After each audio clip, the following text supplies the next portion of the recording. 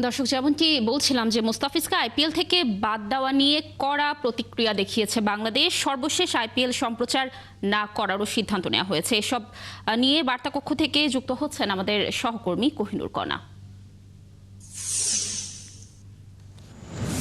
কণা, নিশ্চয়ই শুনতে পাচ্ছেন আমাকে? কণা, দর্শকদের যেমনটি জানাচ্ছিলাম যে আইপিএল সম্প্রচার বন্ধের একটি ঘোষণা এসেছে। কোনো টুর্নামেন্ট থেকে নির্দিষ্ট কোনো দেশের খেলোয়াড়কে এভাবে বাদ দেওয়ার নজির কি ইতিহাসে আর রয়েছে কিনা, এই বিষয়ে একটু বলবেন। আর বাংলাদেশের সাথে কি এই ঘটনা এবারই প্রথম? বাংলাদেশের সাথে এবারে এই প্রথমবারের মতো ঘটনা ঘটেছে। তবে আইপিএল এর হিস্ট্রি যদি আমরা দেখি, এর আগেও তারা আসলে এই ধরনের রাজনৈতিক ইস্যুকে টেনে আইপিএল থেকে প্লেয়ারকে বাদ দিয়েছে। মুরালী ধরনকে 2013 সালে এইভাবে আসলে নিষেধাজ্ঞা দেওয়া হয়েছিল তামিলনাড়ুতে সংঘাতের ঘটনা, এবং সেখানে সংখ্যালঘুদের উপর আক্রমণের জেরে এই ঘটনা হয়েছিল। কিন্তু বাংলাদেশের বেলায় যেটা হয়েছে, আমরা যদি দেখি যে বাংলাদেশে এমন কোনো পরিস্থিতি হয়নি যে যার জন্য বাংলাদেশের মুস্তাফিজকে তারা নিরাপত্তা দিতে ব্যর্থ হবে, এবং খুব সবকিছুই কিন্তু ঠিকঠাক ছিল। সব থেকে যে বড় কথা, মুস্তাফিজুর রহমান যে আইপিএল এ দল পেয়েছেন, তিনি তো আসলে এমনি করেই আসলে গিয়েছেন আর তাকে দল দিয়ে দেওয়া হয়েছে সেরকম না ব্যাপারটা। বিসিসিআই এর অনুমতি নিয়ে এবং বিসিবির সাথে আলোচনা করে এনওসির ব্যাপার থাকে, সেসব নিয়ে কথাবার্তার পরেই হচ্ছে ড্রাফটে নাম এন্ট্রি করা হয়, এবং সেখান থেকে অকশনের মাধ্যমে মুস্তাফিজকে নিয়েছে। 3টা ফ্র্যাঞ্চাইজিকে আমরা দেখেছি মুস্তাফিজকে নেওয়ার জন্য কারাকারি অবস্থা ছিল। তো সেক্ষেত্রে সবকিছুই তো আসলে তার আগে থেকেই জানতো। নিরাপত্তা ব্যবস্থা নিয়ে যদি তাদের মনের মধ্যে কোনো প্রশ্ন থাকতো, সেগুলো নিশ্চয়ই ড্রাফটে বা অকশনে যে শর্ট লিস্ট হয় সেখানে নাম এন্ট্রি করার আগেই তাদের ভাবা উচিত ছিল। কিন্তু নেয়ার পরে, এবং আইপিএল যখন প্রায় শুরু হতে যাবে, বা যদি ধরি যে আগামী মাসে যে টি-20 ওয়ার্ল্ড কাপ, তার ঠিক আগে নিরাপত্তা ইস্যুকে কেন্দ্র করে যেভাবে মুস্তাফিজুর রহমানকে বাদ দেওয়া হয়েছে, এবং সেখানে বিসিসিআই এর করা নির্দেশনা, এমন না কলকাতা নাইট রাইডার্স তারা তাদের প্লেয়ারকে বাদ দিয়েছে, বিসিসিআই নির্দেশনা, এবং সেই নির্দেশনা মেনে কলকাতায় মুহূর্তের মধ্যেই মুস্তাফিজের নাম উইথড্র করেছে। এবং আমরা দেখেছি তাদের সোশ্যাল পেজ থেকে মুস্তাফিজকে সরিয়ে দেওয়া হয়েছে, অ্যাজ ইফ মুস্তাফিজ আসলে কোনোভাবে এক্সিস্টই করে না আইপিএল। অথচ মুস্তাফিজকে আমরা দেখছি 2016 সাল থেকে টানা পারফর্ম করে যেতে।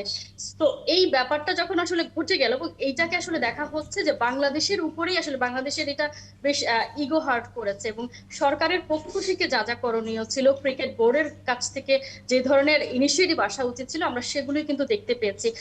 অন্য সময় আমরা সবসময় বলে থাকি যে ভারতীয় ক্রিকেট বোর্ড খুব বেশি প্রভাবশালী, তাদের উপর আসলে কেউ সেভাবে আইসিসি পর্যন্ত তাদের উপরে প্রভাব ফেলতে পারে না, বা তাদেরকে দিয়ে কোনো কিছু করাতে পারে না। সেই জায়গায় এবার বিসিবি তাদের গার্ডস দেখিয়ে যেভাবে আসলে প্রত্যেকটা, এবং সবকিছুই করছে প্রফেশনাল ওয়েতে, কোনো কিছুই আবেগের বশবর্তী হয়ে না। সবকিছুই তারা যে তাদের কাছ থেকে, তাদের পক্ষ থেকে যে যে অ্যাকশন নেওয়ার জরুরি ছিল সবকিছুই কিন্তু নিয়েছে। তবে সব থেকে বেশি এখানে যদি আমরা বলি যে সরকারের পক্ষ থেকে কঠোর পরিবেশ সৃষ্টি করা হয়েছিল, বা সরকার এই বিষয়টাকে খুব কঠোরভাবে নিয়েছে বলেই কিন্তু আমরা একের পর এক মুভমেন্ট দেখতে পাচ্ছি বিসিবির। এবং যেভাবে আজকে আমরা দেখলাম তথ্য সম্প্রচার মন্ত্রণালয় যে আইপিএল সংশ্লিষ্ট সবকিছু থেকে আসলে সম্প্রচার বন্ধ, যেখানে আমাদের প্লেয়ারকেই আসলে তারা নিতে পারেনি, সেই জায়গায় আসলে তাদের আইপিএল কেন আমাদের দেশে সম্প্রচার হবে, এবং সেটা শুধুমাত্র মুখে বলেই তারা ক্ষান্ত থাকেনি, তারা সেটার অ্যাকশনে কিন্তু আজকে আমরা দেখতে পেয়েছি। এবং একই সাথে নিশ্চয়ই আপনি জানেন যে টি-20 ওয়ার্ল্ড কাপে তো আইসিসি নিবন্ধিত যেসব এলিট প্যানেলের আম্পায়ার থাকে, তাদের যাওয়ার আসলে যেতেই হয়, যেহেতু আইসিসি থেকে তাদেরকে নিয়োগ দেওয়া হয়। সেই জায়গা থেকে বাংলাদেশ কিন্তু এই জায়গাতে স্পষ্ট বার্তা দিয়ে দিয়েছে যে বাংলাদেশি কোনো আম্পায়ার টি-20 ওয়ার্ল্ড কাপে ভারতে যাবে না আম্পায়ারিং করতে। এটাও বেশ স্ট্রং একটা মুভমেন্ট মনে হচ্ছে। মানে সবকিছু মিলিয়ে যদি বলি আমরা, বাংলাদেশের ক্রিকেটার, ক্রিকেট সংশ্লিষ্ট বা বাংলাদেশি কারোর উপর কোনো ধরনের আক্রমণ এই সরকার আসলে কোনোভাবে মেনে নিচ্ছে না, এবং সেটা কেমন ভাবে তারা মোকাবেলা করবে সেটা কিন্তু আমরা দেখতে পেয়েছি। কণা, এর আগে আরেকটি প্রশ্ন আপনার কাছে রাখতে চাচ্ছিলাম। আপনি যেহেতু টি-20 ওয়ার্ল্ড কাপের বিষয়টি তুলে আনলেনই, দেশের ক্রিকেটে আসলে এর কিরকম প্রভাব পড়তে পারে, বা ক্রিকেটারদের মনেই এর কেমন প্রভাব পড়তে পারে তাদের পারফরমেন্সের উপর, যেহেতু নিরাপত্তার বিষয়টি বারবারই উঠে আসছে? প্রভাব আসলে প্রফেশনাল লাইফে প্রভাবের কিছু নেই। আপনাকে যদি একটা এক্সাম্পল দেই, গতকাল মুস্তাফিজুর রহমানের পারফরমেন্স যদি আপনি দেখে থাকেন, মুস্তাফিজুর রহমানকে পুরো নিয়ে পুরো দুনিয়া তোলপাড় হয়ে গেছে, পুরো মানে গ্লোবালি এই ইস্যুটাকে দেখা হচ্ছে। সেই জায়গায় মুস্তাফিজুর রহমান যখন গতকাল বিপিএল এর ম্যাচ খেলতে গেলেন, তাকে একেবারেই ক্যাজুয়াল মনে হচ্ছিল, এবং যে মুস্তাফিজুর রহমানের যেমন পারফরমেন্স আমরা ঠিক তেমনই দেখেছি। সো প্রফেশনালি যারা আসলে পারফর্ম করে তাদের মধ্যে এসব ব্যাপার কোনো কিছু এফেক্ট ফেলে না। তাদেরকে যেখানে খেলতে বলা হয় তারা সেখানেই খেলবে, এবং নিরাপত্তার ইস্যু যেটা, সেটা তো বাংলাদেশ স্পষ্টভাবেই বলে দিয়েছে, ভারতে কোনোভাবেই বাংলাদেশ টি-20 ওয়ার্ল্ড কাপে অংশ নেবে না। শুধুমাত্র যদি ভেন্যু শ্রীলঙ্কাতে সরিয়ে নেওয়া হয় সেটাই সম্ভব, এবং সেটা হলেই বাংলাদেশ টি-20 ওয়ার্ল্ড কাপে অংশগ্রহণ করবে। এবং গতকাল আইসিসিতে চিঠি দেওয়ার পরে এখনো পর্যন্ত আইসিসি সেই ব্যাপারে কোনো বার্তা দেয়নি, রিপ্লাই দেয়নি, কিন্তু আইসিসির কাছে 3টা পথ খোলা আছে। আইসিসি চাইলে বাংলাদেশকে যে ভেন্যুটা সরানোর কথা বলা হচ্ছে, যেটা আসলে পাকিস্তান সবসময় করে থাকে, বা পাকিস্তানের সাথে একটা চুক্তি হয়েছে যে তারা হাইব্রিড মডেলে খেলাধুলাগুলো হবে, যে নিরপেক্ষ ভেন্যুতে পাকিস্তান এবং ভারত খেলবে, সেই মডেলটা অনুসরণ করতে পারে আইসিসি বাংলাদেশের বেলায়। মানে বাংলাদেশের যে 4টা ম্যাচ আছে সবগুলোকেই শ্রীলঙ্কাতে নিয়ে যেতে পারে।